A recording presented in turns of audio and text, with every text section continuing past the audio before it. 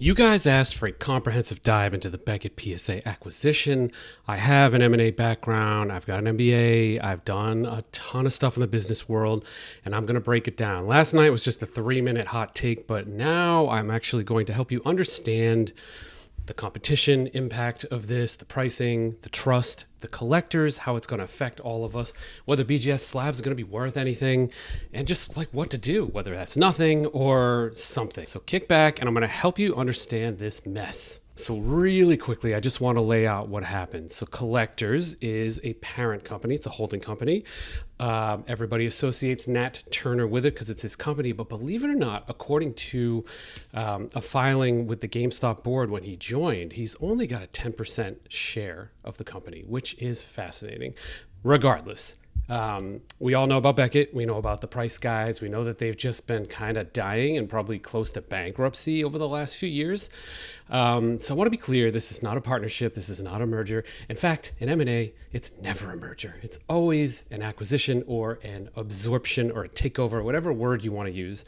The reality is that Beckett was the last legacy competitor with brand equity. They were around when PSA was around, possibly even sooner, and now they are gone. Let's not pretend like, oh, Beckett's going to be some independent company. We're going to let them operate. Yeah, just like you did with SGC, right? Beckett's getting curb stomped.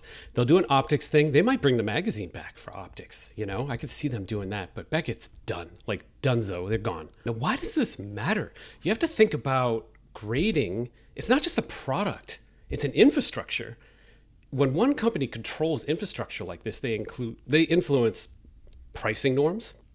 PSA really has a strong influence on whatever they decide is PSA 10, 9, 8, 7, 6, and so on. They decide the distribution of that curve. And so therefore, they decide the pricing. They influence market trust. If PSA F's up publicly or if they get something wrong, they're on the hook for all the trust. They influence liquidity, especially with their partnership with eBay. They're also the third-party authenticator for eBay and the cards, and that has been a disaster, as I've talked about on this channel. And they influence the secondary market, also through eBay.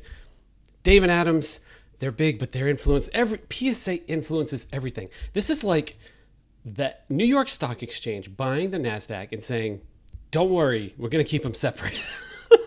It's total BS. The real casualty here is competition. You know, Beckett, even though it was weak and limping along, it kept PSA honest. Beckett's authentication department is actually much bigger than PSA's. Like 10, might even be 100x PSA's, because they're just better with autographs. They've got Steve Grad, and he's the GOAT. And that has kept them a little bit honest. So did SGC. Now they look around and they're like, damn, you know? And I mean, Jeff Wilson made an interesting remark. He's like, you know, Beckett graded 4% of the total cards last week. Are you really sure a company with 70% market share that affects their like, you turns it into a monopoly? It's like, are you kidding me? You cherry pick a week, you cherry pick a stat. And yes, when a 70% market share company absorbs even 1% more, it's a monopoly. It's unbelievably a monopoly. It's actually a duopoly. PSA over here and Fanatics on the other side. If Fanatics gets into grading, it'll be a true duopoly. And in all duopolies, the customers are pissed off. Just like our government, that's a duopoly. Democrat, Republican, we're all pissed off all the time, especially on social media. So when you don't have competition, I don't know if you got, I mean, this is like high school econ. Okay, like the prices go up, the accountability drifts down, the service quality stagnates, and so does innovation. And that is a damn shame, because this market needs all of that and then some. You know, it's like grading is like real estate taxes. Have your real estate taxes ever gone down? Of course not. Once they've taken it and you've gotten used to it, they take more. That's how real estate taxes work. That's how grading fees will work. It's just not going to change. And so now it's like choice is theoretical. Like, yeah, I could go to tag. Pokemon, that might not be the worst thing. Pokemon PSA 10 and a Tag 10 are sometimes comparable. That's it. There's no other competition. They own the marketplace. They own the grading. They own the price distribution. They own everything except card manufacturing. They can't get that, which is why it will remain a duopoly. I'm really rooting for Fanatics. I actually want Fanatics to start a grading company and fight back a little bit. Now, I'm not saying PSA's evil. I'm just saying markets without pressure degrade over time. That's not like opinion, it's history. Look at Ticketmaster and Live Nation, that acquisition. What happened there? All the fees went up. Pressure on the artists went up. You didn't stop going to concerts. The price just got higher. Got less convenience. Convenience fees, though, it's the same thing. That's a high demand market like this. Like Topps is a high demand product. PSA is a high demand product. So is ticketing and Ticketmaster. They have dynamic pricing too. So that's been a disaster for the consumer. And so will this. Now, this SGC, like, don't worry argument just makes you want to, like, spit out my drink. But SGC and Beckett don't have the same brand weight whatsoever. Beckett is up here. Like, even, like, you know, my grandmother would probably know Beckett from the Price magazines. That is significant brand equity. They have registry power. They have the cultural inertia. You know, like, they like Beckett. We all like Dr. Beckett's still doing his thing. He's got a podcast. And what did PSA do to SGC? They phased them out. It's exactly what they'll do to Beckett. I'll talk about the value of slabs. Actually, I'll talk about it right now. Screw it. People are worried about the value of their slabs. I think initially they do take a hit, but I think over time they're finite, right? There may be some nostalgia. I go on eBay and I buy old Beckett mags all the time just to thumb through them, just for fun.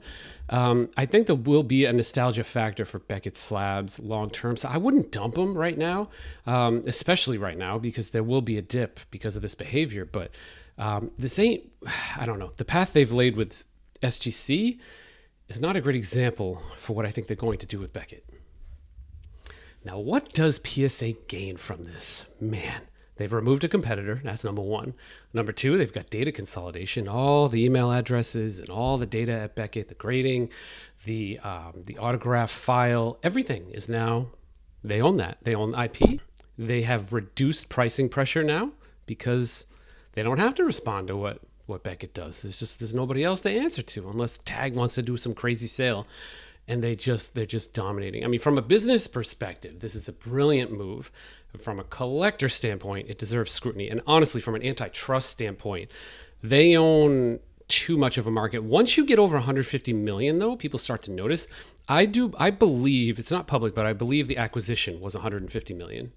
I still don't think it gets noticed, though. You might get a blue senator that, you know, has some nostalgic thing for Beckett, and they decide to look at it for half a second, but that's it. I don't think this space is really going to get much antitrust. I think the way it could is with breaking and age limits. That's the only entry I can see, like a government official kind of entering the antitrust world. But if this was Wall Street, it absolutely would be considered for antitrust, which is sad. But this is the weird little kingdom we live in of sports cards. It's just how it is. All right, what does this mean for me and you? Short term, everything's fine. They will have some work to do in combining these companies. There'll be some redundancies, a nice word for layoffs.